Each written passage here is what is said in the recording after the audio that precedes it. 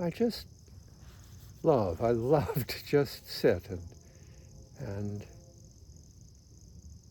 experience nature. It goes all the way back. If I look back at my childhood, I think there were two things that stood out for me that I just loved, and I just loved running in the fields around our home. Um, we lived on the edge of a small town in rural Ohio, and it just brought such joy to be out in nature like that. I think the other thing that really touched me as a child and stayed with me in some way was how wonderful it was. We got most of our books, we didn't get them on Amazon, or we got them at the library, right? And so it's just wonderful to go to the library and choose a few books.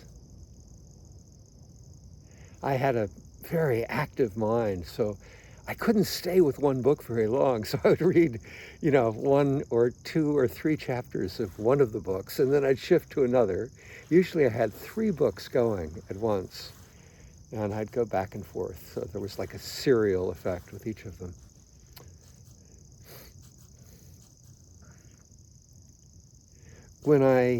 As I grew into adulthood and looked at what is it that I want in life more than anything, what would be the prize that I would want, the great joy that I would want,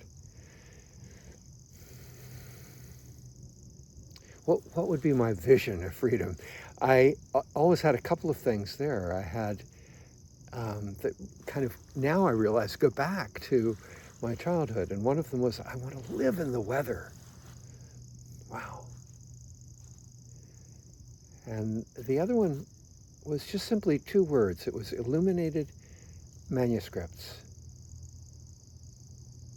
And I think most of those early books that I read were picture books, right? We and as I grew older, they would have more words, and I'd be reading more of them, but there'd be pictures still in the books. And I just love that movement from language to vision.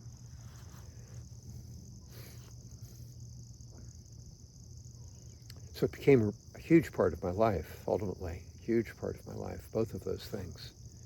And the illuminated manuscripts, they came through realizing as I grew through adolescence and into adulthood that there were some incredible books that had been written and put together that were absolutely gorgeous in the visual elements, but that also spoke deeply to who we are. So it's kind of fun sitting here with you right now and sharing. Here's this visual tableau that you can see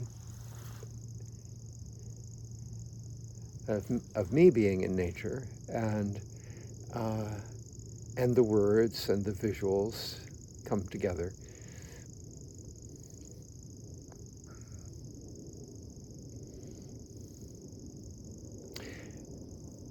If I go back to childhood like that, I one of the things I didn't like so much um,